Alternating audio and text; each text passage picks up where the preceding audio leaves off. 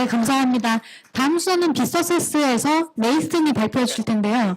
저희 항상 벤처하다 보면 실리콘밸리를 생각 많이 하잖아요. 그래서 네이슨은 영어로 발표를 준비해 주니까요. 귀를 쫑긋해서 들어주시면 좋을 것 같아요. 박수 부탁드릴게요. 감사합니다. 안녕하세요. 네이슨 BeSuccess 글로벌 디렉터입니다. So I'm going to have a look at some of the Silicon Valley trends that we've been seeing happening over the last month or so.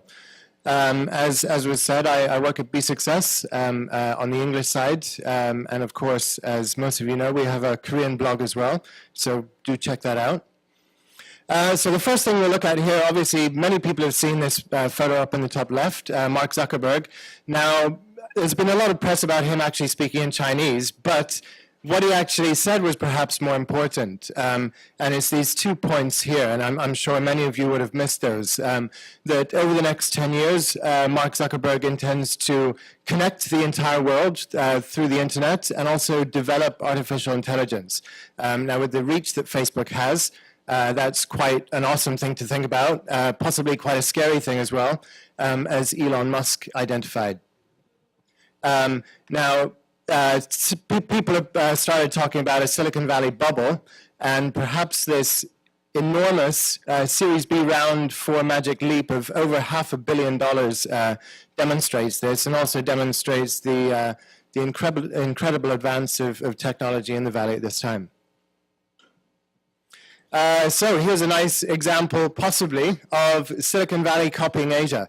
I think at this time we're seeing a huge trend of Silicon Valley looking towards Asia for opportunity, ideas, and I think that's an area where Korean entrepreneurs can really capitalize. I think Google's version of stickers is crap compared to Kakao Online there, but at least they're trying. So next we're moving on to hardware-software convergence technologies, IoT and IoE. As you can see, quite a few big stories here. Now, as some of you might know, I'm actually putting together an article for BeSuccess on this industry in Korea. So if anyone is working on a startup in these areas, do let me know and I'll give you some press. So I think, you know, the technologies you're seeing up here on the slide are really quite phenomenal. I think they're really far ahead of what's being created in Korea.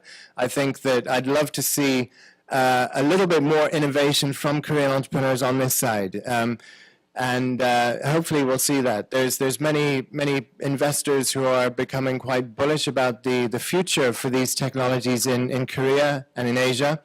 But it would be great to bring some of these to the fore and really start innovating here.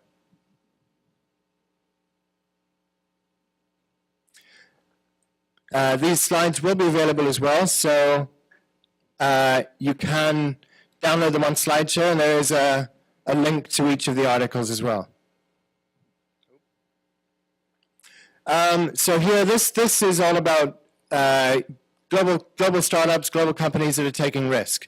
On the top left, you can see Uber. Obviously, they're taking enormous risks across the world. This is an image of their Hong Kong delivery service. They're obviously doing very well. Top right was an incredibly dodgy PR move by Apple and Facebook, whereby they started harvesting the eggs of their female employees so that they could prolong the period that they could work within the companies before they left to have a baby. Now, obviously, there's moral implications there, but I think this is an example of how some of the top tech companies are really taking enormous risks in order to beat the markets. And of course, with enormous risk, as an entrepreneur, you will have to take risks.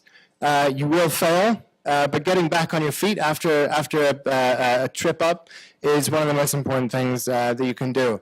And again, there's a great article that I read this month from Lifehacker on that topic, which goes through some of the biggest failures and how they recovered. And finally, I think that a lot of Korean entrepreneurs hold organizations like Y Combinator almost on a pedestal. I think that this article here that I read was about how to get into YC.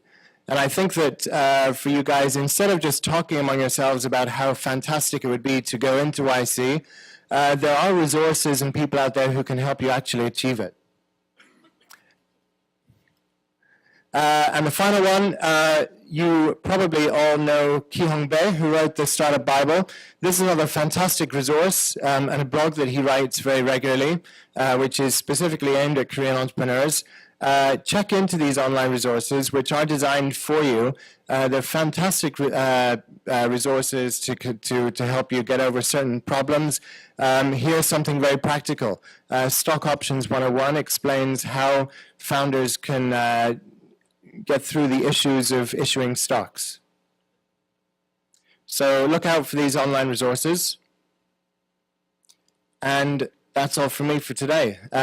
If you want to contact me, I'm quite active on Twitter. You can follow me there. Feel free to send me an email, and hope you enjoy BeSuccess Media. Thank you.